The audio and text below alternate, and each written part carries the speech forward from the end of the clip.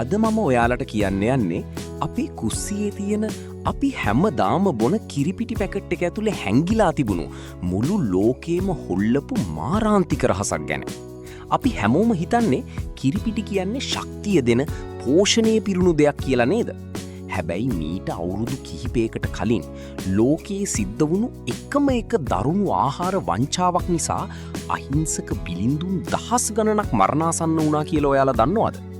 අද වීඩියෝ එකෙන් අපි කතා කරන්නේ කිරිපිටිවලට හොරෙන් කලවම් කරන මෙලමයින් කියන භයානක රසායනිකය සහ ඒකෙන් අපි ඇඟට වෙන විනාශය ගැනයි. වීඩියෝව අන්තිම වෙනකම් බලන්න, මොකද මේක ඔයාලගේ පවුලේ අයගේ ජීවිත ආරක්ෂා කරගන්න ගොඩක් වැදගත් වෙනවා. ලෝකේම හොල්ලපු 2008 චීන කිරිපිටි පටලැවිල්ල. මේ නින්දිත ආහාර අපරාධයේ දරුණුම ප්‍රතිඵලය වාර්තා වුණේ 2008 අවුරුද්දේ චීනයෙන්. එහි ප්‍රධාන පෙළේ කිරිපිටි සමාගම් බිලිඳුන් සඳහා නිපදවන කිරිපිටි ඉන්ෆන්ට් ෆෝමියුලාවලට මේ මෙලමයින් අසීමිත ලෙස කලවම් කරලා තිබුණා. ප්‍රතිඵලය මොකක්ද දන්නවාද? අහිංසක බිලිඳුන් ලක්ෂ 3කට වඩා 30,000කට වඩා දරුණු ලෙස රෝගාතුර වුණා. බිලිඳුන් 6 දෙනෙක් එම අවස්ථාවේදීම ජීවිතක්ෂයට පත් වුණා. දසදහස් ගණනක් දරුවන් දැඩි සත්කාර ඒකකවල රෝහල්ගත කරන්න සිද්ධ වුණා. වඩාත්ම භයානක දේ තමයි මේ විෂ සහිත කිරිපිටි වර්ග හඳුනා ගන්න කලින් ලෝකයේ රටවල් රැසකට අපනයනය කරලා තිබීමයි. මෙලමයින් නිසා ඇඟ ඇතුලේ හැදෙන ලෙඩ රෝග. මෙලමයින් අපේ ශරීරගත වුණාම ප්‍රධාන වශයෙන්ම ප්‍රහාරය එල්ල කරන්නේ අපේ මුත්‍රා පද්ධතියට සහ වකුගඩුවලටයි. 1. වකුගඩු සහ මුත්‍රා මාර්ගයේ ගල් ඇතිවීම, කිඩ්නි ස්ටෝන්ස්. මෙලමයින් අපේ ඇඟ ඇතුළට ගියාම කිරිවල තියෙන සයිටියුරික් අම්ලය එක්ක එකතු වෙලා කුඩා ස්ෆටික ක්‍රිස්ටල්ස් හදනවා. මේ ස්ෆටික වකුගඩු සහ මුත්‍රා මාර්ගයේ තැන්පත් වෙලා ඉතාමත් වේදනාකාරී ගල් බවට පත් වෙනවා. මේකින් මුත්‍රා පිටවීම සම්පූර්ණයෙන්ම අවහිර වෙනවා. 2. හදිසි වකුගඩු අකර්මණ්‍ය වීම, acute kidney failure. අර මම කිව්ව මෙලමයින් ස්ෆටික වකුගඩුවල තියෙන සියුම් පෙරහන් නාලිකාවල හිර වුණාම වකුගඩු පටකවලට තදින්ම හානි වෙනවා. මේ නිසා ශරීරයේ විෂ පිට කිරීමට නොහැකිව වකුගඩු ක්ෂණිකව අකර්මණ්‍ය වන අතර නිසි ප්‍රතිකාර නොලැබුණහොත් රෝගියා මිය යන්න පුළුවන්. 3. දීර්ඝකාලීන වකුගඩු රෝගය, chronic kidney disease. කෙනෙක් ඉතාමත් අඩු ප්‍රමාණයෙන් හැබැයි දිගු කාලයක් තිස්සේ මෙලමයින් අඩංගු කිරිපිටි බීවොත් ඔහුගේ වකුගඩුවලට නිහඬවම හානි සිද්ධ වෙනවා.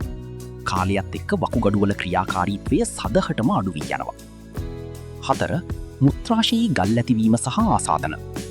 මේ රසායනික ස්ෆටික මුත්‍රාශයේ තැන්පත්වීම නිසා දැඩි බඩේ කැක්කුම, මුත්‍රා සමග ලී පිටවීම, බ්ලඩ් ඉන් යූරින් සහ මුත්‍රා කිරීමේ අපහසුතා ඇති වෙනවා.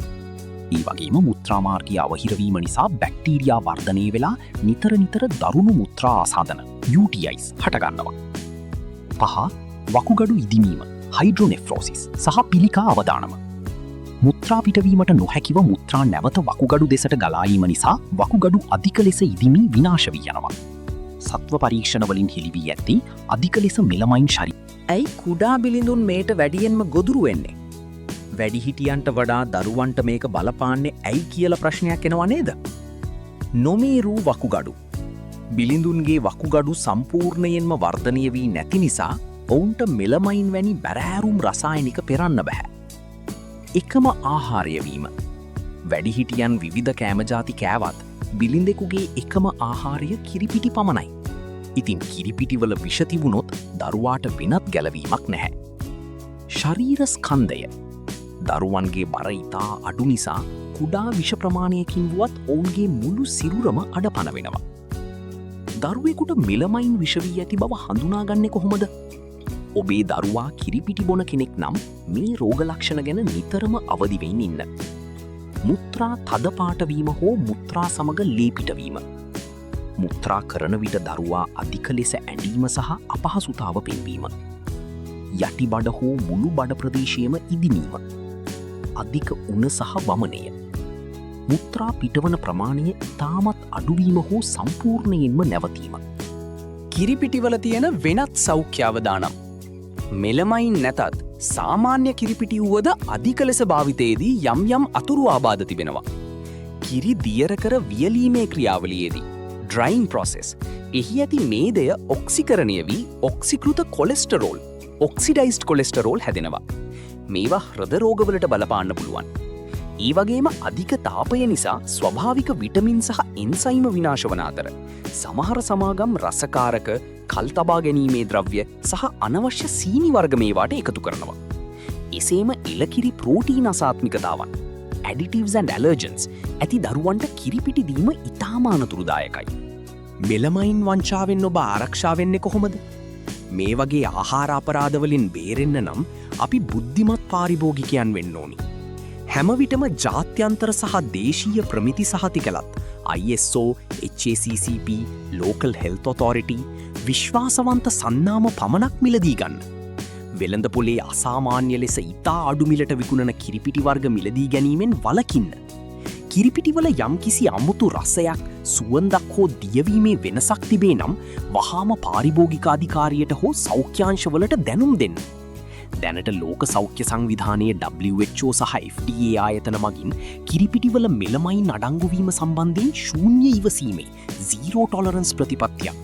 ඒ කියන්නේ කිසිසේත්ම අඩංගු නොවිය යුතු බවට දැඩි නීති පනවා තිබෙනවා.